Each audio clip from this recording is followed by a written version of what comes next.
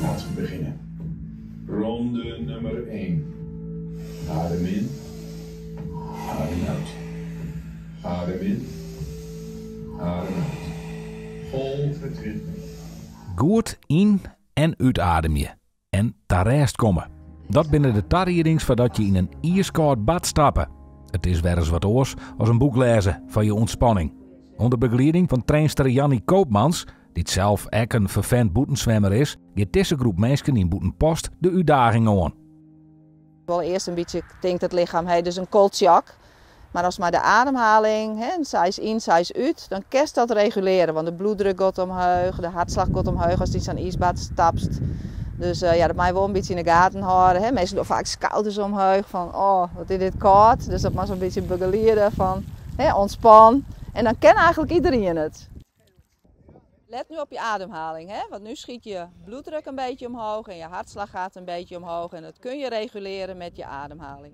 Dat is echt iets goed voor je systeem en de mindset. En het houdt ook een stuk zelfvertrouwen. Hey, dit hak die en dat ken ik. Dus dan meestal ken ik meer dan ze denken. En in zo'n bad kerst alleen nog maar loslaten. Als ik meestal binnen controle, wordt de controle net kwijt. Maar daar kerst alleen nog maar op standje overleven in zo'n bad. Dit stel komt zelfs helemaal uit Arnhem. Van een bad van 0 graden. Ja, ik kan wel zeggen koud, maar na denk ik een klein minuutje is het een beetje een gewenning aan het worden. Het tintelt. Ik ben zen.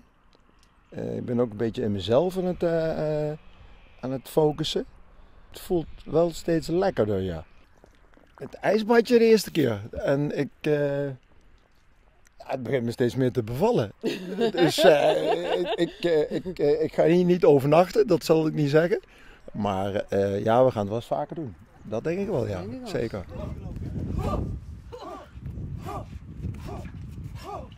Het is nu veel lekkerder. Het is nog lekkerder. Je komt eruit en je denkt, nu krijg ik het heel warm. Het is heel iets aparts wat met je lichaam gebeurt. Tintelingen, warm worden. Ja, geweldig. Ja, ik kan niet anders zeggen. Je zal het bijna niet geloven als je zit te kijken met een dikke jas aan. Maar je moet het gewoon echt ervaren. Ja. Ik vind het wel heel knap. Ik vind het wel heel knap. Ook voor al die dames die net ook meededen. Dat chapeau. Chapeau. Ja, echt wel. Dat gaan we vaker doen. Dat is alleen maar ook goed voor je lichaam. Herstel van je lichaam. En gewoon blijven ervaren. Het is gewoon, het is ook wel een kleine kikkend worden, ja.